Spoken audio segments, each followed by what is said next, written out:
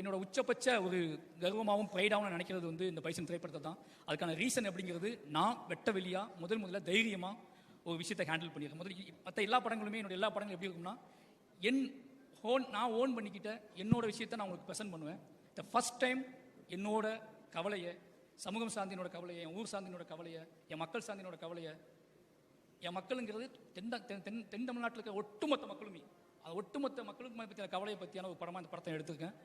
நிச்சயமாக இந்த படம் அந்த மாதிரியான ஒரு பெரிய டிஸ்கஷனை உருவாக்கணும் அப்படின்னு நம்புகிறேன். உருவாக்கும். அதுக்காக மட்டுமே இத்தனை வருஷம் நான் சினிமா கற்றுக்கிட்டது, கிராஃப்ட் கற்றுக்கிட்டது, நான் ஒட்டுமொத்தமாக கற்றுக்கிட்டது இந்த படத்துக்கு தானோ அப்படிங்கிற மாதிரியான உணர்வு எனக்கு இந்த படம் பார்க்கும்போது வந்துச்சு. அப்படி உணர்வு வந்ததுக்கு இந்த பைசன் திரைப்படம் எனக்கு கொடுத்த அழுத்தம் இந்த சமூகத்துக்கும் இந்த தமிழ் சமூகத்துக்கும் கொடுக்கும் அப்படிங்கிறத உறுதியாக நம்புகிறேன். அவ்வளோதான் பைசன் பற்றி. நாளைக்கு ட்ரெய்லர் வருது.